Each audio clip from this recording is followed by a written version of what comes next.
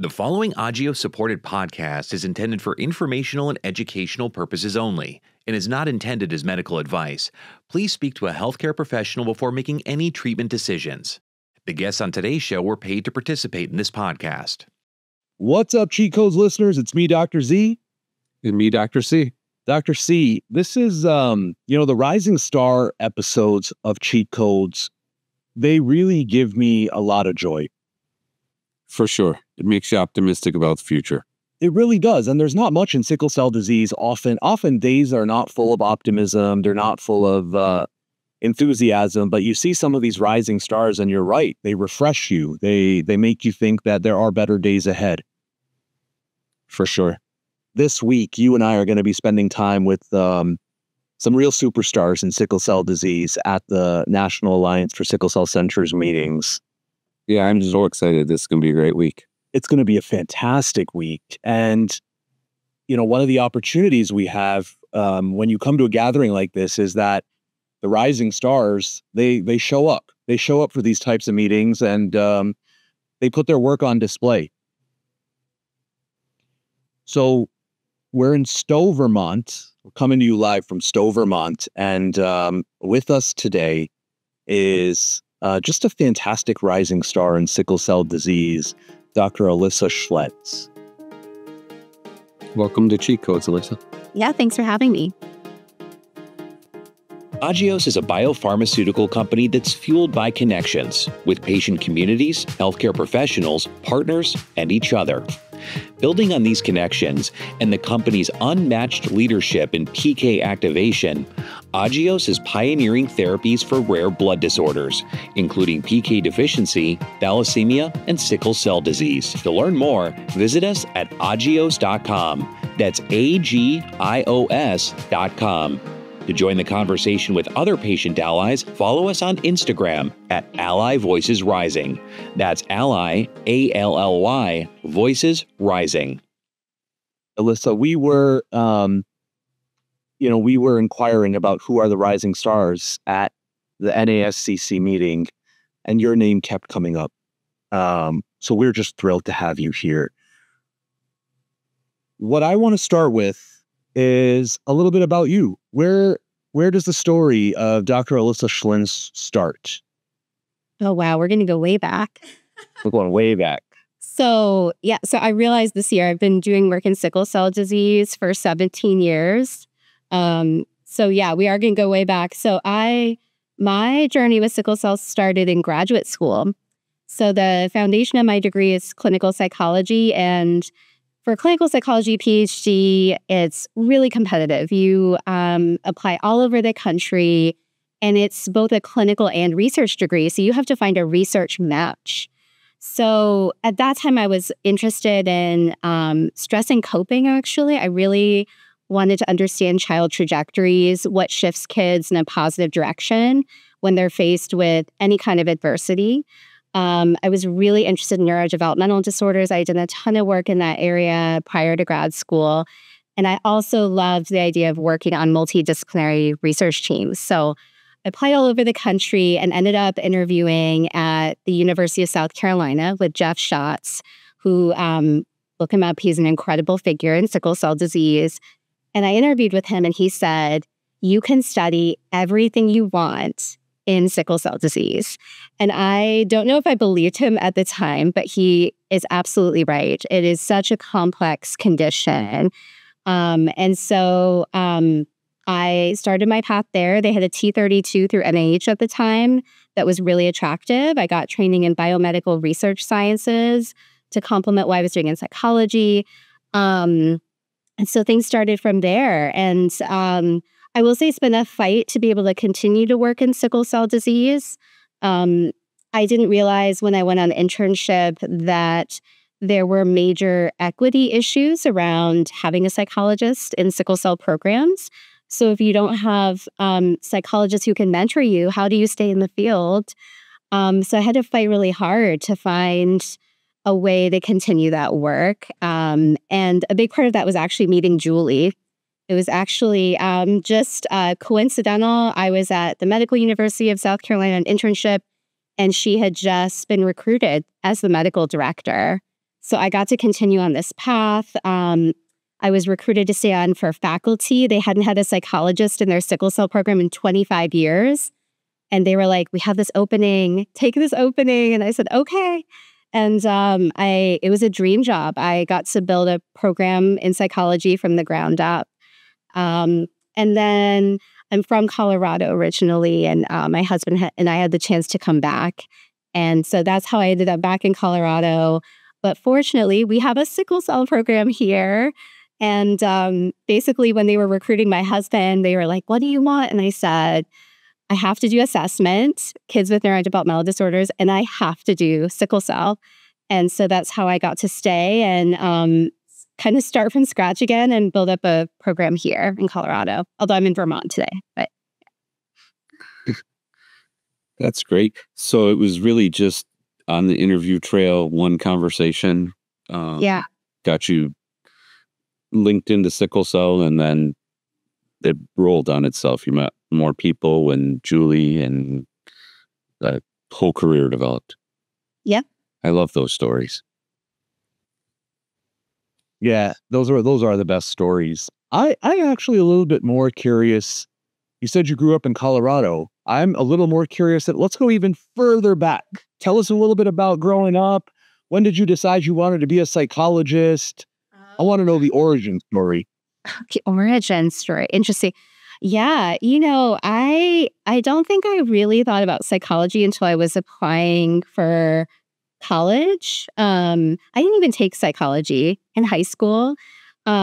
My mom loves to joke that she failed psychology in college. They have no idea how I became a psychologist. I did, I came from a low-income working class family. So I kind of fought my way through college through a scholarship. And I think when I was applying, I was sort of told, if you're interested in multiple things, start with a business school because you can use a business degree when you get out of college. So I knew I was like kind of interested in that, like the idea like I can go to college and have a job that will make money. But I also was kind of intrigued by psychology. And so my first semester, I took a combination of psychology, sociology, my business classes. My business advisor hated me because I didn't take like the path that they wanted. And I found that I hated my business classes. They were all about, productivity and the bottom line. And I was like, this is not people focused at all. And and then I took psychology and I was like, I am in love with this field and I could not get enough. Every psychology class I loved. There is not a single one that I did not like. So I switched majors. I did a minor in business. And then I realized that in order to keep going with psychology, you have to go to graduate school. So then I realized, okay, well, what do I need to do that? And turns out you have to do a lot. You have to join a research lab, get research experience. You need clinical experience. So I did all kinds of things. I actually was a lab assistant in a smoking and alcohol lab, which was really fascinating, totally different from what I do now. It's what my husband does. So I did a lot of work there. I wrote my honors thesis in that area. I was volunteering for our local domestic violence organization, working with women who had been affected by domestic violence, actually in the legal system. I was doing all kinds of things to try and get all these experiences that you need to apply to graduate school. And then I graduated and I realized I still need more experience. And I knew from a lot of those experiences probably more what I did not want. And I realized I really wanted to work with children and families. And I didn't have that experience. So I actually worked for 2 years. I worked for an organization that supports children with learning disabilities. I worked as a remedial language therapist. And I was like, okay, I have found what I enjoy. I have enough experience. I can apply to graduate school. So is that what made you go pediatric? Was that experience? Yeah. And I think in college, it's really hard because you need, if you want to pursue a clinical PhD, you need research experience, and not every lab is open, right? Not every lab has an RA position, a research assistant position. So I went with what was available, and it was a great learning experience. It's an important field. I just knew it wasn't my field. Yeah. So the reason I asked for the origin story is because I feel like along the way, for a lot of us in sickle cell disease, we don't realize that the path is kind of building itself for us towards sickle cell disease.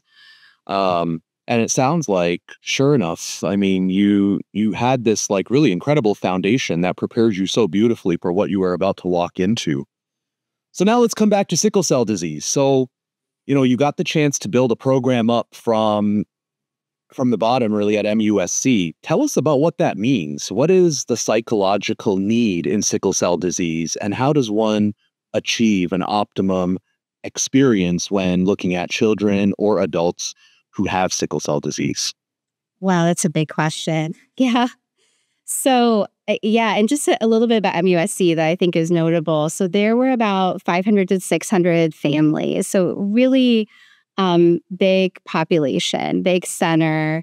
They hadn't had a psychologist in many, many years. And so the challenge was really large. And I think I thought about it in terms of what are the needs assessment-wise from a neurodevelopmental standpoint. What are the needs behavioral health-wise in terms of sleep, pain management, adherence, and what are the needs more kind of in the mental health space, when we do have concerns for depression, anxiety. So I think I was kind of thinking in those sort of buckets of what can I do as one person. I also felt like looking at the population that if we didn't take more of a prevention, early intervention lens, we were always going to be behind. We were always going to be late. We were always going to be addressing people in crisis. And that is not what we want. And so I kind of targeted things from the standpoint of, I want to work with these really little kids early in childhood. I knew from all the work I'd done previously that we could identify things very early. So I knew I wanted to do that. And then there were already a group of patients that had been identified as like, these patients need to be seen by you immediately. They need neuropsychological evaluation, or they need, more of a psychodiagnostic interview for depression, anxiety, or we really need help with adherence. So I kind of had those two groups that I started with of like this early childhood group, this group I have to attend to immediately. So I did both of those. And then from there, I started to think about, okay, once these two groups are well addressed, where do I go? And my next stage was going to be school age, of figuring out some type of routine programming or screening we could do with school age. Again, going back to more of this preventative early intervention approach. And I didn't quite get there before I got recruited to Colorado. But I was there long enough to see the benefits of the early intervention program, just catching things so much earlier. There's so many more supports when kids are little. Parents have such a better understanding of their kids versus, when I got there, some of the patients I felt so badly about were like 15. In South Carolina, you can do grade retention up to 3 times. So imagine being a 15-year-old. You've been held back 3 times. You are so much older than your peers. And no one has thought about sickle cell disease and the idea that maybe there's something else going on that explains your academic struggles. That is just a tragedy to me. And I really wanted to do whatever I could to prevent that from happening. So I was looking through some of your publications, and it looked like quite a few were about developmental screening and identifying those patients. Can you tell us a little bit about how you started that and what's come of it, and what's sort of ideal for screening if we're in a sickle cell clinic? Yeah, well, so all of this I owe to Jeff Schatz. I just have to give him a shout out. He's a very humble person, but So when I was in graduate school, he had a program called PEPS, and I loved PEPS. It was a developmental screening program. We got to work with these little kids and do all these developmental activities with them and see what was going on. So I modeled a lot of what I did based on that program, but also a lot of specialized training that I'd received through internship and fellowship in developmental pediatrics. So essentially my model is I work with patients starting around 9 months of age, and I meet with them and I do essentially like an interview with the family. I always want to know, how are things going? Did they have any concerns about how their child is developing or about behavior, or even just about things that are really hard at that age, like infant sleep is really hard, for example. And if they haven't received standardized developmental screening through their pediatrician, I then do that. I also, along the way, collect observations of the child so that I can get a good feel of like, am I concerned observation-wise by anything? And then I pull all those pieces together. So what the parent is telling me, what the screening measure is telling me, and what I see. And I have a conversation with the parent about that. And if concerns come up, I then offer options for what we can do. So an option for like a developmental delay might be early intervention. Or since I'm doing screening instruments, I'll say, these screening instruments are telling me that we need to ask more questions in this area of development. Would you like to come into developmental pediatrics with me where I can do a more detailed assessment and give you more information? So that's a choice. Or if it's really narrow, like a speech delay, I might also offer speech therapy. So depending on what comes out of that, then we'll kind of create a plan together, and I'll create a plan for follow-up. So maybe I'll follow up the next time they're in clinic, see how things are going. So I start at 9 months, and then the American Academy of Pediatrics actually has set recommended ages as well. So I follow those in early childhood. So I'll meet with them at 9, 18 months, and either 24 or 30 months. And then there isn't strong guidance in the preschool period, but that's a really high-risk time for kids with sickle cell where we see the rate of developmental delays go up. So I also meet with them annually in the preschool period. And then by the time they're about 5, I would say we've identified a good third of our patient population who we either think are at risk or we've diagnosed one or more neurodevelopmental disorders. And so you do this sort of evaluation on every patient. It's not, doctors, I'm worried about this patient, sign them for screening. Everybody gets the screening. And that's actually really, I think that's such an important part of why this model is successful too. I think it's so critical for families to meet with psychology as part of their routine care early in life, and for me to have that relationship with them. Because then if they do have concerns, they feel so much more comfortable bringing them up because they already know me. They know I'm going to be helpful. What I love about those visits too is like it's a time period where, yes, we identify 1/3 of kids, right, where there are concerns. There are 2/3 of kids who are doing great. And it's so nice to be able to celebrate those strengths too. And even if I am identifying an area of weakness, there are lots of areas where the child is doing well. And so I think that is a really important part of these visits too, that they don't feel negative. I think it's really important that we are either addressing a concern collaboratively in a positive way, or we're saying, things look great. I'll see you in a year. So they're really nice visits to have. That's great. Do you encounter stigma? Like you walk in and you say, I'm the psychologist, and people are like, I'm good, I'm not crazy. I think it's gotten better over the years, for sure. I think that there's less stigma around psychology. I think there's less stigma around neurodevelopmental disorders too. And I think I attribute that a lot to autistic self-advocates who I think have paved the way for many other neurodevelopmental disorders too. I see that filtering into even things like ADHD and learning disabilities. But I think there still is some concern, and I've learned over the years about the importance of introducing myself in a very clear way of like what I'm there to do. I I also think for a long time, not having clear guidance around the role of psychology in sickle cell made that really hard, right? Because I couldn't go in and say, per sickle cell guidelines, I am coming in to do X, Y, and Z. And that has been shifting too with a lot of the work we're doing in NASAC, where now I can say, as part of recommended NASAC guidelines, I'm coming in to do a routine check-in on development. I have a psychologist that works with the team. I specialize in child development and sickle cell disease. And I feel like that has really, really helped. But when I was in graduate school in particular, I didn't know how to talk about my role. It was really hard. I think patients felt very concerned, when I was going in of like, who is this girl? I didn't know to align myself with the hematologist either, which was very important. So they're like, who are you? And then I would say, oh, wait a minute. I know Dr. Carla. I work with her. I'm not some random psychologist who came in.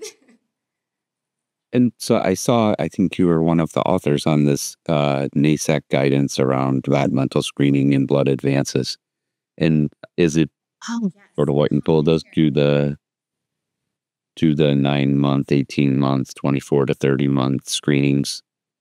Yeah. Are you talking about the commentary with Jeff Shaw? Yes. Yeah. Yep.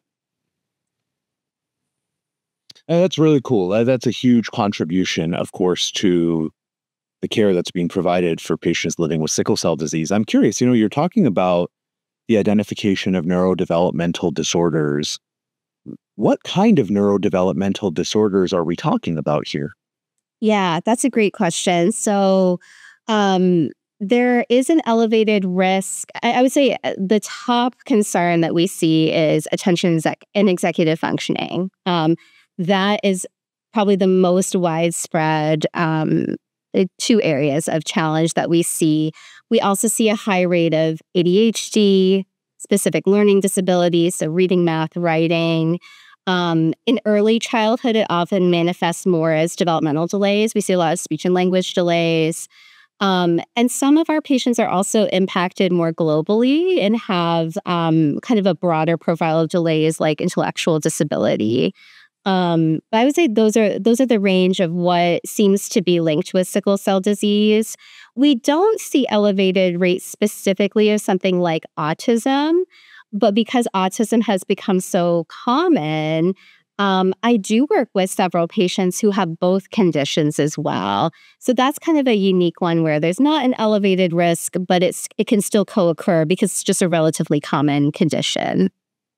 So just to break it down a little bit more for warriors who may be listening to this, when you're talking about attention and executive function, what does that mean in like day-to-day life terms? Yeah, so problems with like symptoms of inattention could appear as things like difficulty concentrating or focusing, feeling easily distracted, feeling like maybe sometimes when people are talking to you that you kind of accidentally tune them out. You didn't mean to, but it happened. It can be, difficulty following more than one instruction at a time. So if someone gives you 3 steps, you might remember the first or last, but not all 3. Executive functioning is trickier because it's a broad range of skills, but it encompasses things like organization skills, following kind of complex instructions, those types of things. So I would say for individuals, if you're experiencing these symptoms, definitely important to bring them to the attention of a doctor. And I would say like on the parent side too, these symptoms can be very confusing. I frequently will meet parents, particularly of older kids and teens, where they'll say, I feel like my kid has lost motivation. Like they just, like I'm telling them instructions and they're not following it. I know they understand and they are just not doing it. And that has become like a huge red flag for me to ask a lot of questions about symptoms of inattention and executive functioning. And I think if there hasn't been good education about the fact that that can happen with sickle cell disease, it just leaves parents feeling very confused and like, what happened to my child? Why have things become such a struggle for them? So I'm going to ask the next question, which is, once these neurodevelopmental challenges are identified, what is the next step for these patients then? Yeah, so I think a lot of it depends on what kind of profile we see. So if we do, detect these concerns, the next step is going to be to get a comprehensive evaluation for sure. So that involves something called a neuropsychological evaluation, where essentially we're looking at all of a child or teen's thinking skills. So that includes things like language, nonverbal problem solving, visual spatial skills, how quickly and efficiently they can do mental tasks, how they do when they're given more kind of complex information or instructions, memory. We'll even look at hand and finger skills like fine motor skills, academics. We build this big profile of their skill set. And from there, we can look at, okay, what are this patient's strengths and what are the areas of weaknesses? And depending on what those areas of weakness are, we can come up with a plan for supports.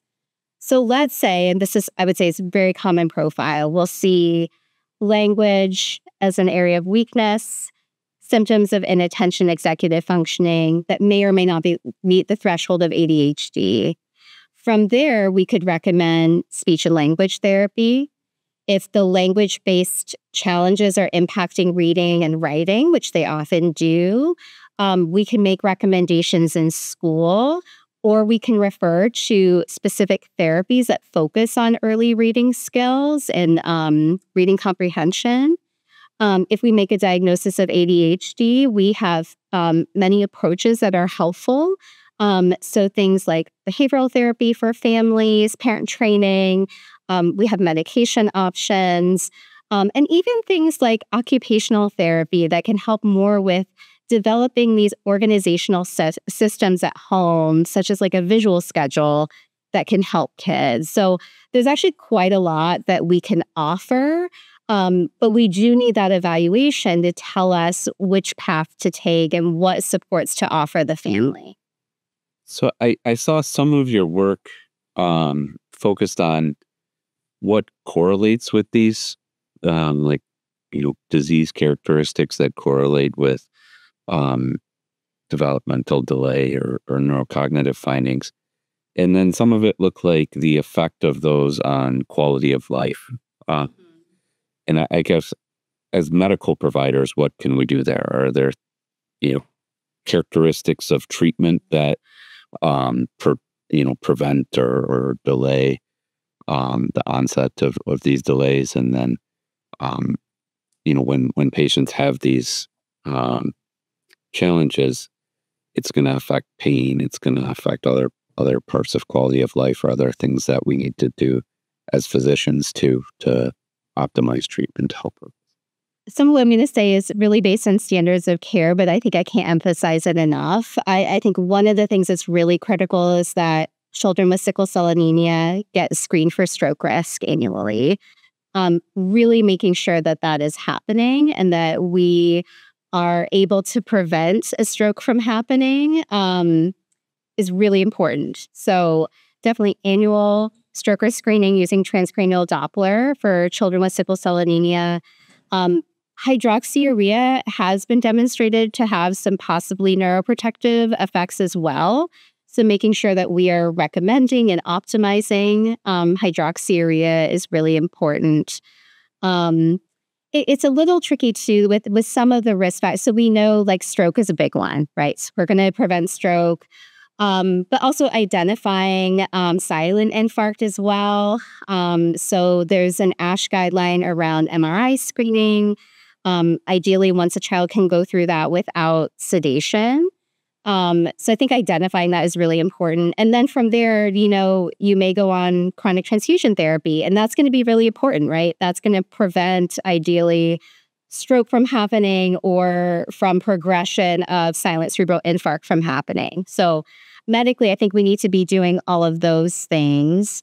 When kids have these challenges, delays, it results in challenges at school, and then that and results in worse disease outcomes too, more pain episodes, more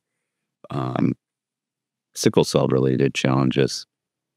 Yeah, I think from the medical provider standpoint, I think this is particularly true of teens going through transition, that we probably shouldn't place the same type of expectations on those patients as we would place on a patient who did not have a neurodevelopmental condition, right?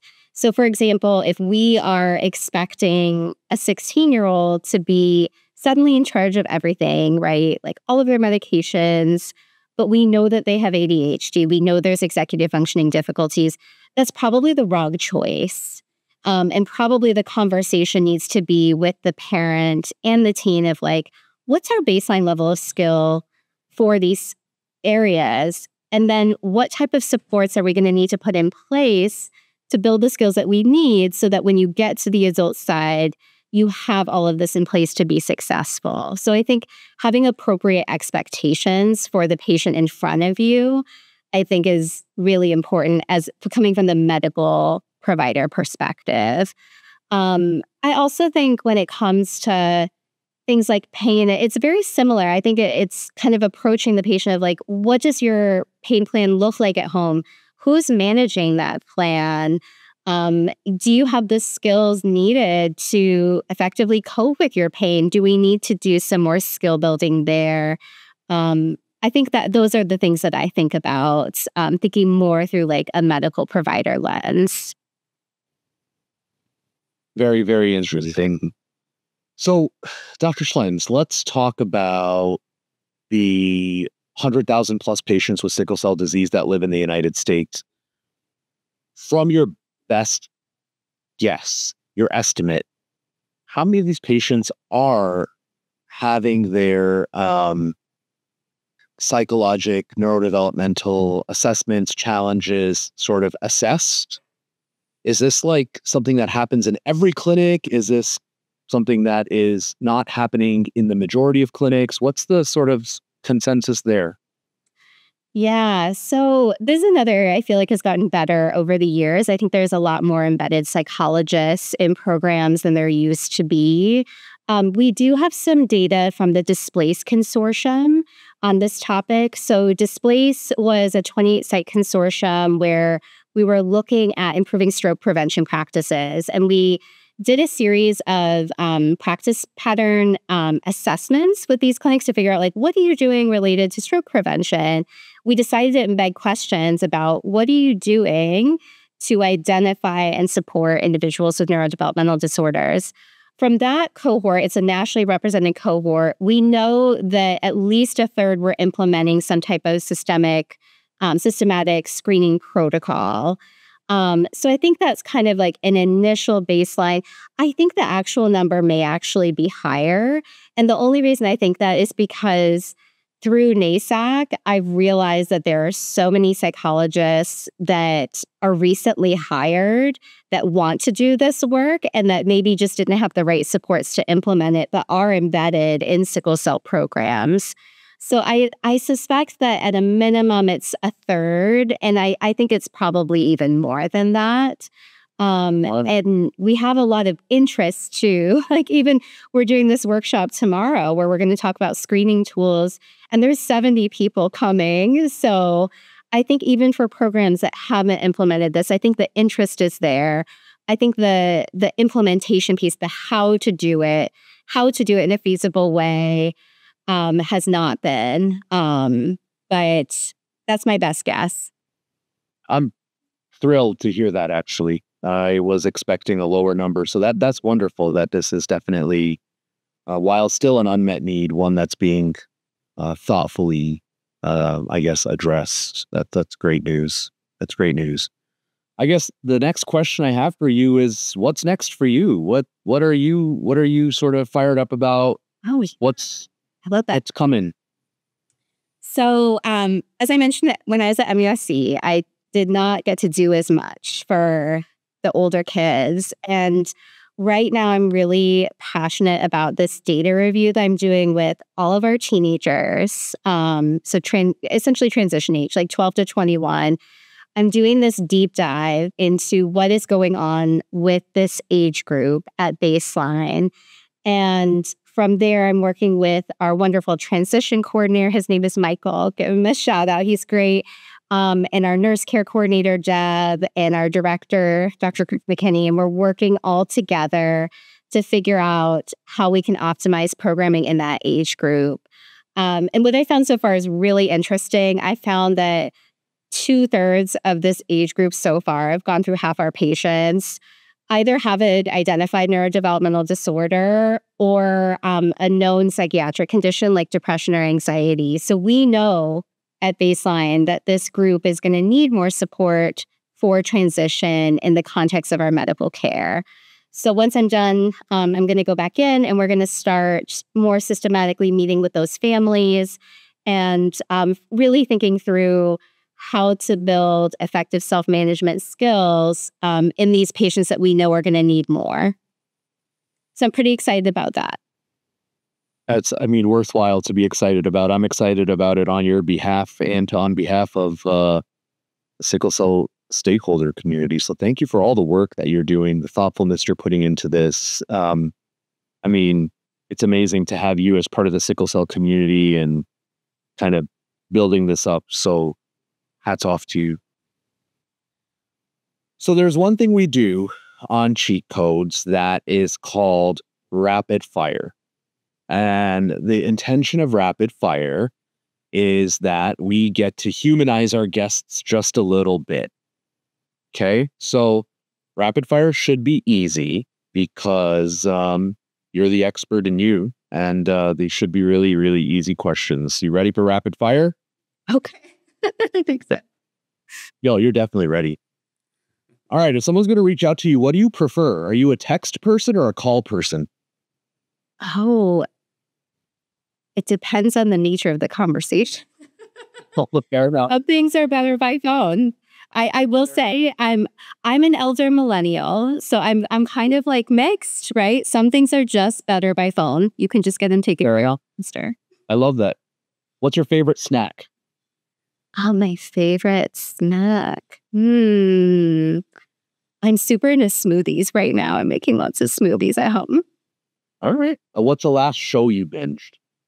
Mr. Robot. So good. Oh, I don't know that one. Oh my gosh, Mr. Robot. Yes. I'm right out of down. All right. Do you have a hidden talent? I don't think so. That means it's still hidden. You're going to have to find it. Is there a song that you've had on repeat recently?